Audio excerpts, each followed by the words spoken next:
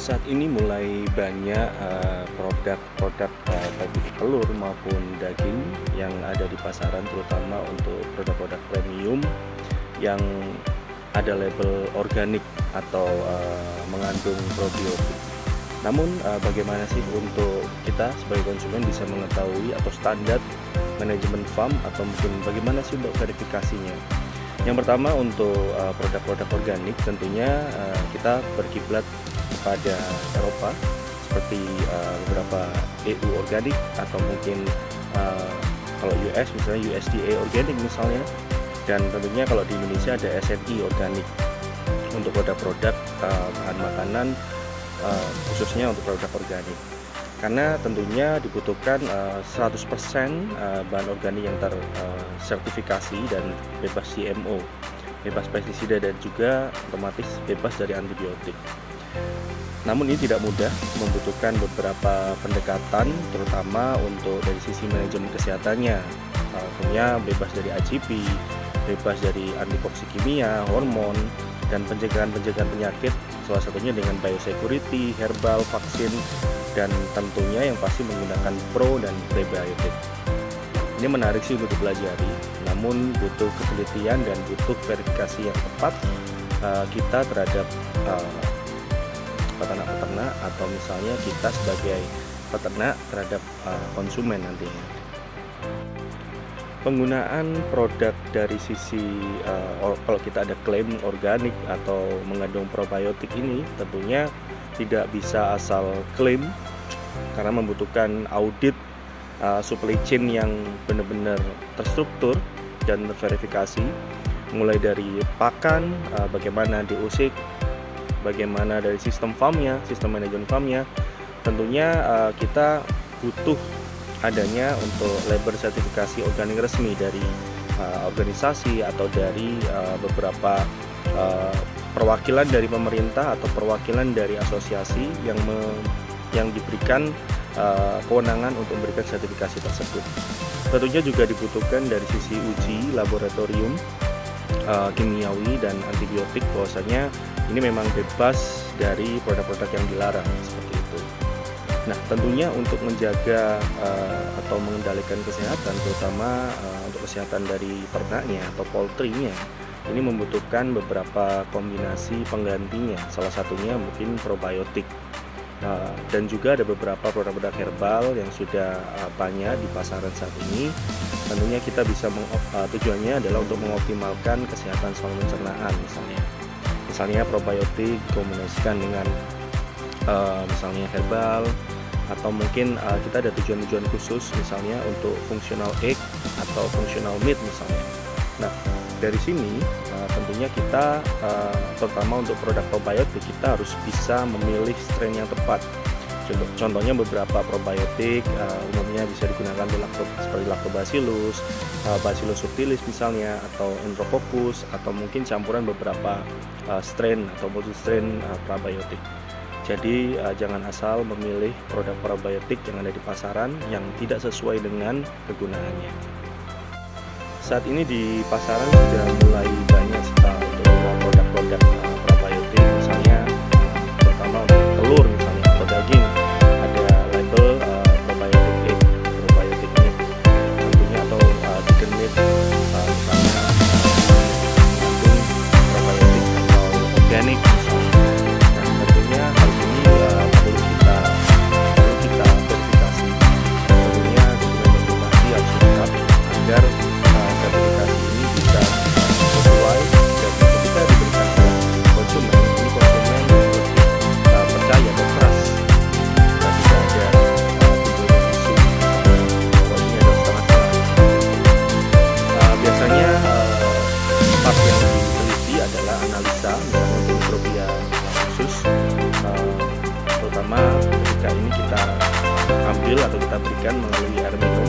Ini biasanya kita bisa melakukan uji melalui mikrobiosis ayam, atau juga dari proses kualitas telur atau daging. Namun kadang-kadang karena proses fermentasi di saluran pencernaan ayam, kadang-kadang strain yang kita berikan melalui pakan ini atau air minum ini tidak sesuai dengan produk yang dihasilkan melalui atau yang sudah ada di usus. Ini memang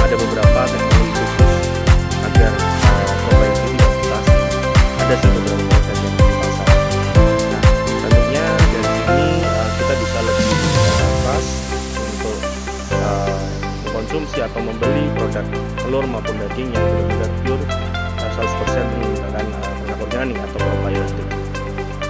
Ya jangan asal belilah, kita harus lihat dulu labelnya, siapa yang mensertifikasi. Yang jelas hati-hati dengan hal ini.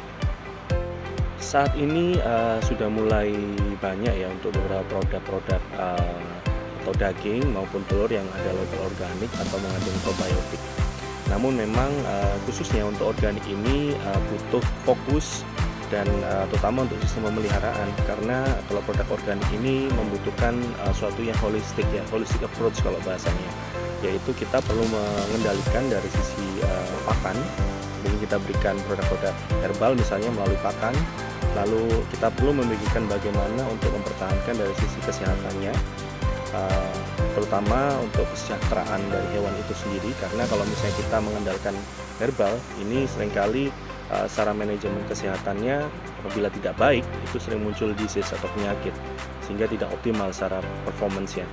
Tentunya kita harus 100% bebas dari kimia seperti antibiotik atau produk-produk kimia yang mungkin menimbulkan residu nanti di telur maupun dagingnya. Nah, untuk probiotik ini memang kita khususnya ini kita ingin fokus terhadap intervensi dari nutrisi misalnya. Misalnya kita berikan probiotik itu melalui pakan atau mungkin air minum, sehingga tidak serta-merta kalau kita berikan produk-produk probiotik ini kita bisa klaim itu organik. Kadang-kadang juga hanya memberikan probiotik saja, tapi ada beberapa yang masih menggunakan misalnya antitoksi kimia misalnya.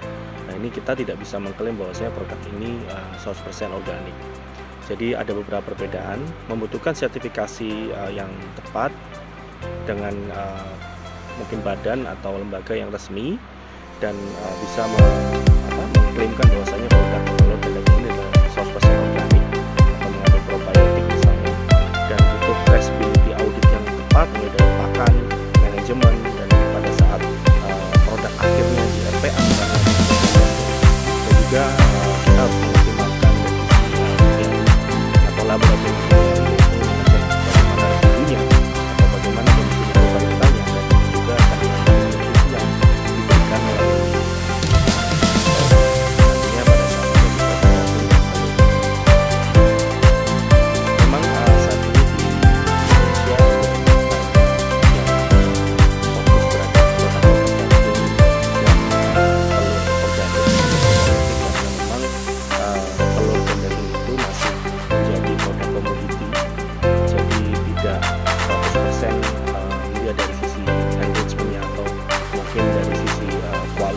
tertentu misalnya, sehingga memang tidak ada berhenti dan tidak bisa semua 100% seperti maunya.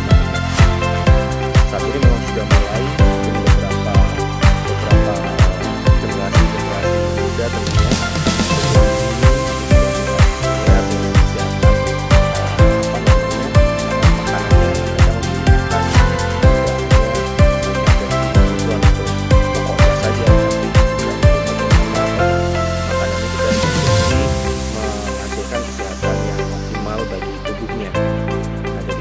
memang sudah aware terkait hal ini, sehingga kalau kita melihat di supermarket ataupun misalnya di minimarket, itu kita sudah lumayan banyak menjumpai produk-produk seperti telur atau daging organik atau telur daging mengandung probiotik misalnya.